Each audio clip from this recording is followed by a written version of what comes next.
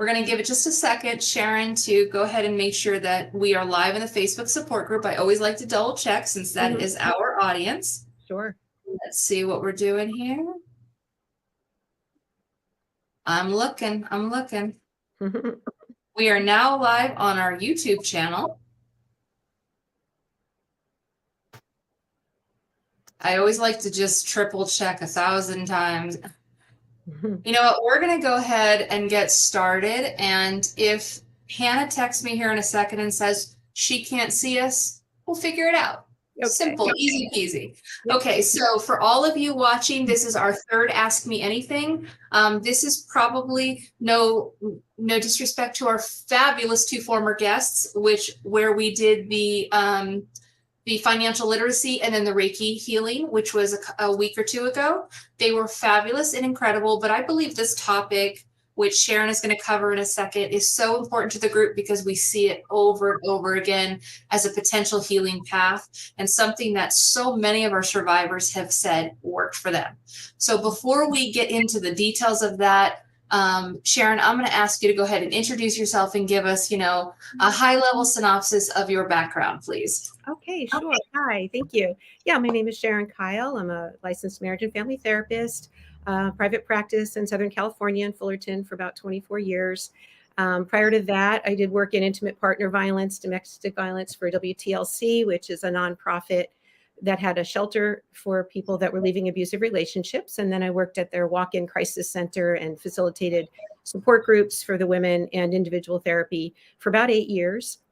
And that just lit up my heart in how much I wanted to stay and help and be in that population. And we can all relate. I think we can all relate to a problematic or hurtful situation or abusive situation for that matter.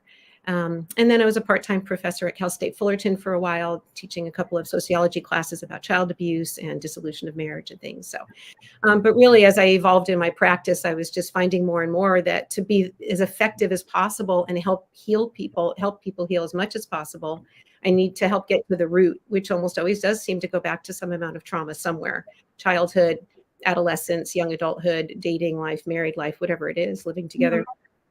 And so it seems to me the more we could resolve trauma, the more people were moving forward and thriving after therapy. So that's where my heart stayed.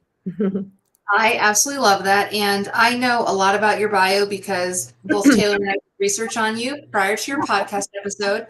For those of you who just joined us, and you haven't happened to listen to Sharon's episode, please go back to our podcast and really listen to it. It is going to give you, we have a very short window of time here for you guys to ask live questions, but that podcast is so full of incredible information, and her and Taylor together just are great. And so if you have questions after that, Taylor can definitely get back with Sharon and see if we can go ahead and get you on as a guest in the future. Yeah. So this specific episode is about EMDR. What does that stand for, and what exactly is it?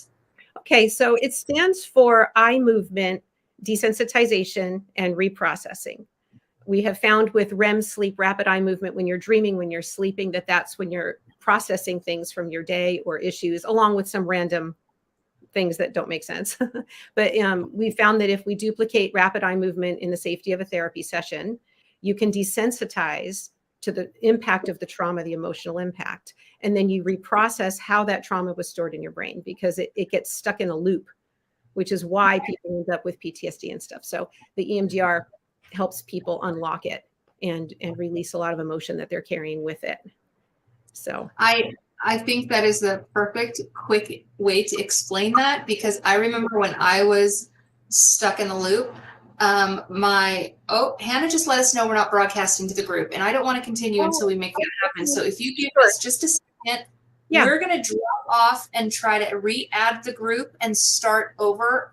And if we run a little long, I apologize, but I do not want to miss out on the group. So Sharon, give me just a couple seconds, and then you're just going to have to re-click the link in maybe like 2 minutes or less. Okay. So I should get back to you here in a second. Okay. Okay.